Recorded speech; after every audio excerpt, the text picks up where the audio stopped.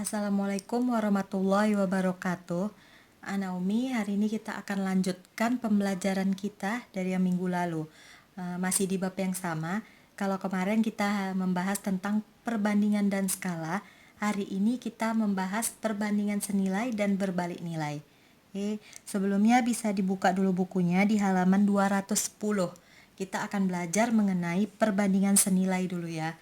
Jadi Umi jelaskan sedikit di mana perbandingan senilai itu memiliki komponen-komponen yang ketika dibandingkan itu akan berbanding lurus. Contoh perbandingan senilai ini dalam kehidupan sehari-hari ya. Misalnya kalian membeli satu barang. Kalau kalian membeli satu barang, semakin banyak barang yang kalian beli, maka semakin banyak uang yang harus kalian keluarkan. Itulah makanya dia berbanding lurus. Jadi banyak yang dibeli, banyak juga uang yang dikeluarkan. Kalau sedikit yang dibeli, sedikitlah uang yang dikeluarkan. Itu salah satu contoh perbandingan senilai. Selanjutnya Umi akan jelaskan contoh dari perbandingan senilai. Jadi kalau di buku kalian itu bisa dilihat di halaman 211, itu ada perhitungan perbandingan senilai, di mana ada dua caranya, berdasarkan nilai satuan dan juga berdasarkan perbandingan. Jadi di sini yang Umi jelaskan pertama ini, contoh yang pertama ini, dia berdasarkan nilai satuan. Oke, yang pertama contoh soalnya kita bahas, harga satu buku itu 4.000. Tentukan berapa harga satu lusin buku. Satu buku harganya 4.000. Satu lusin itu jumlahnya 12 buah. Jadi untuk dapat harga satu lusin, 12 buah itu dikalikan dengan 4.000. 12 buah dikalikan dengan harga satu buku. Maka hasilnya adalah 48.000. Jadi di sini kenapa dia disebut perbandingan senilai? Bisa dilihat, waktu dia membeli satu buku harganya hanya 4.000. Waktu dia beli lebih banyak, yaitu satu lusin yang berarti 12 buah, harganya lebih mahal. Banyak juga uang yang dia keluarkan, yaitu 48.000. Selanjutnya Umi berikan contoh yang kedua. Ini harga 4 kg apel 52.000. Berapa harga 2 kg apel? Jadi di sini kita lihat dulu, harga 4 kilo itu 52.000. Untuk dapat harga 2 kilo, kita harus tahu dulu harga 1 kilo apelnya. Untuk dapat harga 1 kilo apel, itu harga 4 kilo apel dibagikan dengan 4 kilonya. Jadi 52.000 dibagi dengan 4, hasilnya adalah 13.000. Itulah harga dari 1 kilogram apelnya. Jadi yang ditanya berapa harga 2 kilogram apel? Maka harga 2 kilogram apel itu adalah 2 dikali harga 1 kilo apelnya, yaitu 13.000 menjadi 26.000.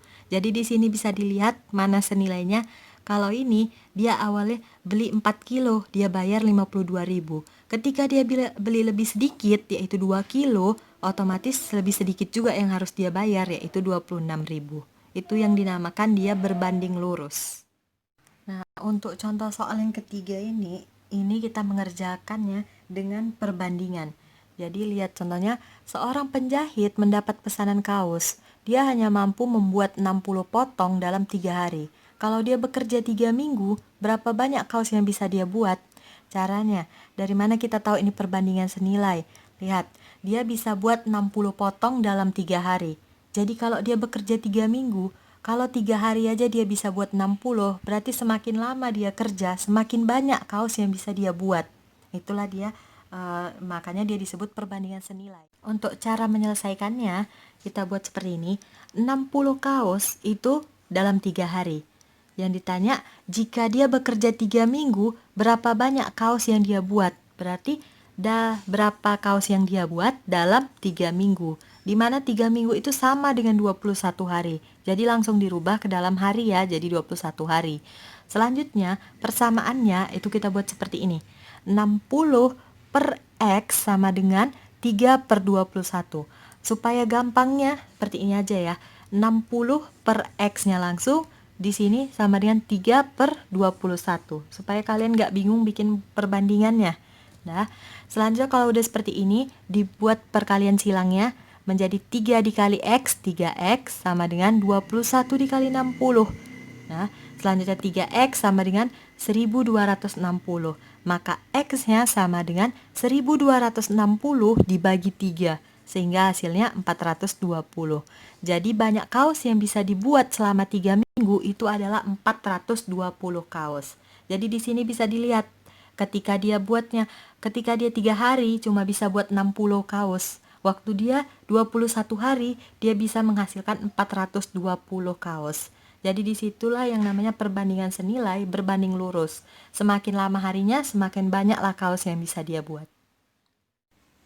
Selanjutnya kita akan membahas tentang perbandingan berbalik nilai. Jadi kalau tadi kita udah bahas senilai, hari ini kita bahas yang berbalik nilai. Berbalik nilai ini sebenarnya kebalikan dari perbandingan senilai.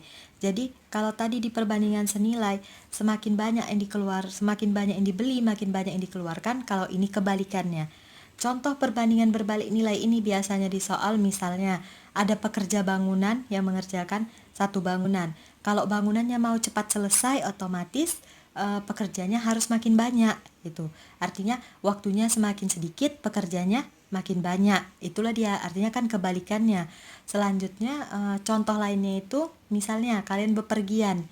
Kalau misalnya kalian mau cepat sampai ke tujuannya, otomatis kecepatannya harus lebih tinggi. Kalau kecepatan kendaraan kalian berkurang atau makin pelan, makin sedikit kecepatannya, maka semakin lama juga lah kalian nyampe ke tempatnya. Dia. Selanjutnya Umi akan kasih contoh soalnya ya. Oke, ini contoh soal untuk perbandingan berbalik nilai. Jadi kalian harus bisa membedakan mana yang berbalik nilai dan mana yang senilai. Cara membedakannya itu dibaca dulu soalnya. Jadi secaranya melogikakan ke dalam kehidupan nyata. Contohnya ini, seorang pemborong itu memperkirakan dapat menyelesaikan pekerjaan dalam waktu 11 bulan dengan 96 orang pekerja. Karena satu hal, pekerjaan itu harus selesai dalam 8 bulan. Maka berapa pekerja yang dibutuhkan untuk menyelesaikan pekerjaan itu? Nah, ini adalah salah satu contoh dari perbandingan berbalik nilai. Kenapa perbandingan berbalik nilai? Karena katanya dalam waktu 11 bulan itu pekerjaan selesai dengan 96 orang pekerja.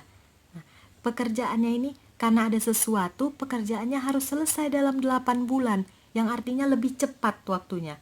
Otomatis pekerjanya itu nggak hanya 96 orang lagi, harus lebih banyak.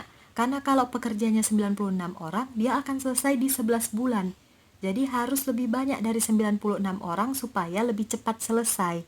Nah, jadi cara menyelesaikannya, perhatikan, di sini 11 bulan itu untuk 96 pekerja. Nah, yang ditanya itu dia butuh 8 bulan harus selesai. Berapa pekerja yang dibutuhkannya?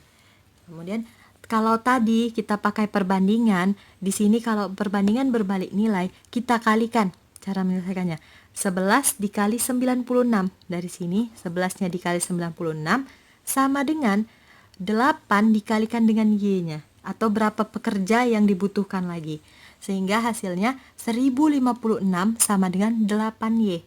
Nah, 8Y sama dengan 1056, kemudian Y sama dengan 1056 dibagi 8 sama dengan 132.